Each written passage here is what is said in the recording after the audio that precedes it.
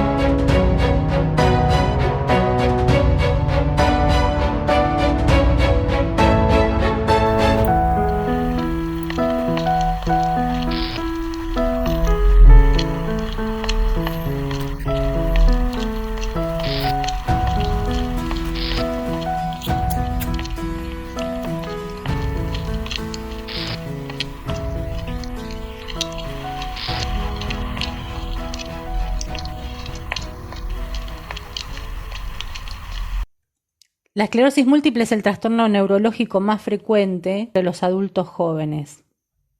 Y es una enfermedad que tiene unas características muy específicas. Primero, que es una enfermedad crónica, que es degenerativa, que no se conoce su causa, por lo tanto no se puede prevenir. Hasta el día de hoy no tiene cura. Y los tratamientos que existen lo que buscan es hacer más lenta la aparición de los brotes. O sea, que brotes no sucedan tan seguido y que cuando sucedan las secuelas que dejen sean menos graves. Eso es lo que pretenden los tratamientos. No son para curar la enfermedad o para frenar la enfermedad, simplemente para hacer que su progresión sea más lenta. No se puede prever cuándo va a ocurrir un nuevo brote, ni en qué zona del cerebro de la médula va a afectar, ni tampoco cuál va a ser la gravedad de sus secuelas. Por lo tanto, como ya se estarán imaginando, enterarse de ese diagnóstico es abrumador para la mayoría de las personas. Es realmente un antes y un después. Uno siente que la vida le cambia completamente a partir de ese día. Pero además del diagnóstico en sí mismo, la vida cambia realmente en cosas concretas. Se producen cambios reales en todos los aspectos de la vida. Primero porque los brotes, aunque sea uno o los que sean que uno haya tenido, graves o no graves, siempre dejan secuelas. Y estas secuelas a veces imposibilitan y a veces solamente limitan, pero bueno, modifican las actividades que antes uno hacía habitualmente. Por otro lado, en muchos casos implica abandonar el trabajo o el estudio. No hemos tenido que abandonar el trabajo, sí hemos tenido que buscar formas para modificarlo, porque ya no podemos trabajar de la misma manera que antes. Obviamente, estos cambios en el trabajo repercuten económicamente en la vida de uno, requiriendo muchas veces la ayuda de la familia. Entonces la sensación de dependencia y de pérdida de autonomía provoca mucha tensión y estrés. También se modifican totalmente las relaciones de pareja, totalmente, y muchas se terminan directamente. Y se producen también cambios no solo en la pareja, sino en todos los vínculos, con los hijos, en el caso de los que tienen hijos, con los padres, con los hermanos, con los amigos, todos los vínculos se ven modificados. En muchos casos, cuando la persona tiene una discapacidad, porque alguien de la familia tiene que asumir el rol de cuidarlo, sin llegar a ese extremo, en todos los casos se modifica porque la persona ya no es la misma que era antes del diagnóstico. Tiene formas diferentes de comunicarse y también las actividades que antes realizaba o con su familia o con sus amigos le empiezan a costar más. Obviamente todo esto hay que ir aceptándolo y viviéndolo con naturalidad, con normalidad, lo cual lleva tiempo. Y la sensación, como yo también ya les he dicho en alguna vez, todos tus proyectos se te fueron a la miércoles, que se te vino el mundo abajo. Y por lo tanto, aprender a vivir de nuevo con esto. Frente al diagnóstico se dan muchas reacciones distintas emocionales, pero las más comunes son el miedo, obviamente, más que nada por la incertidumbre de no saber qué va a pasar con uno y si uno en algún momento va a perder el control de su propia vida. La negación también suele ser una reacción muy habitual y que se da esta no solamente en el momento del diagnóstico, sino también a veces cuando aparecen los brotes. Por ejemplo, una persona que fue diagnosticada, que pasó mucho tiempo sin avance de la enfermedad y el día que tiene un brote vuelven todos los sentimientos como si lo diagnosticaran de vuelta. El proceso de duelo, vivirlo como un proceso de duelo también de una pérdida y que se va superando como todos los procesos de duelo y va desapareciendo con el tiempo. Y otra reacción que es muy común es la culpa, sentir que estás o siendo una carga para los demás porque hay cosas que ya no podés hacer y otros tienen que hacer por vos. Y es sobre todo un sentimiento muy fuerte en las mamás, o sea, en las chicas que tienen esclerosis y que tienen hijos chicos o hijos a cargo todavía y que sienten que hay cosas de las que ya no pueden hacerse cargo y les genera mucha más culpa.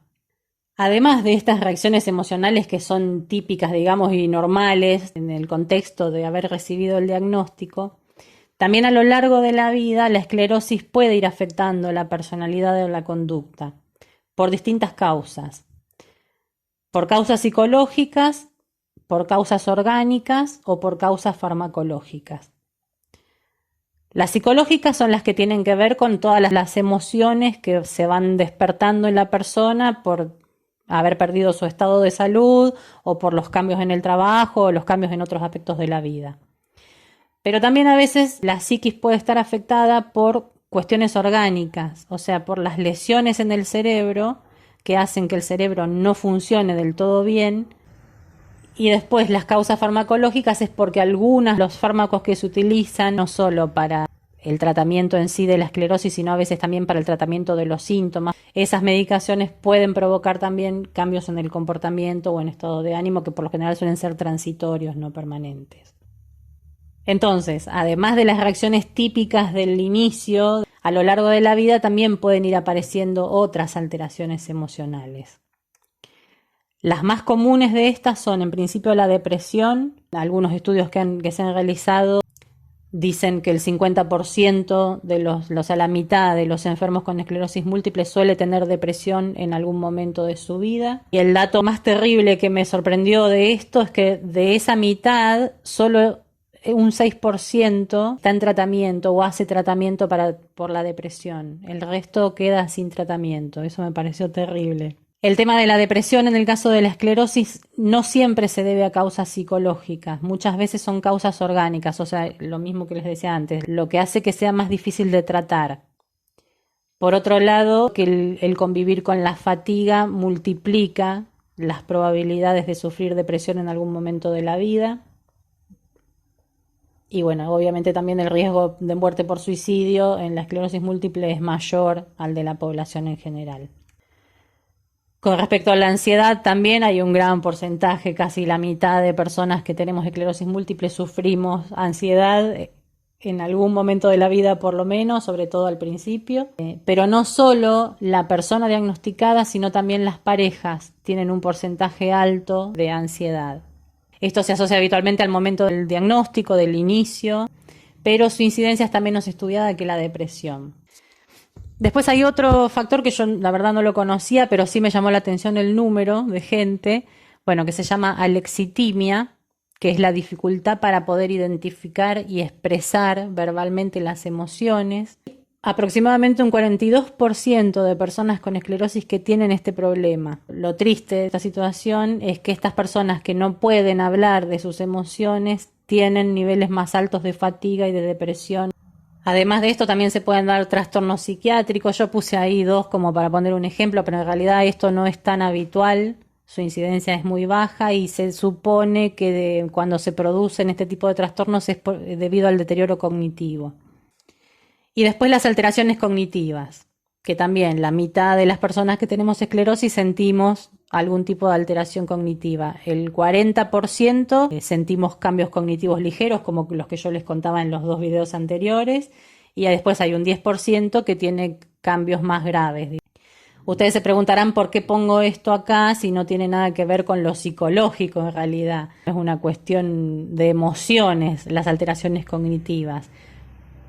Si bien su causa no es psicológica, como interfieren en la actividad laboral y también interfieren en los vínculos, en las relaciones sociales, con los amigos, con la familia, entonces afectan el estado anímico y emocional de la persona. O sea, en realidad no tienen causas psicológicas, pero sí consecuencias psicológicas.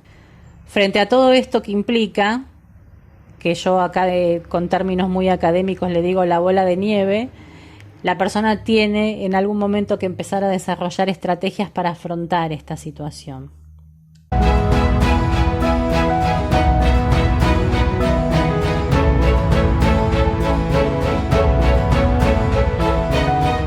Nos vemos la próxima, gracias por estar acá.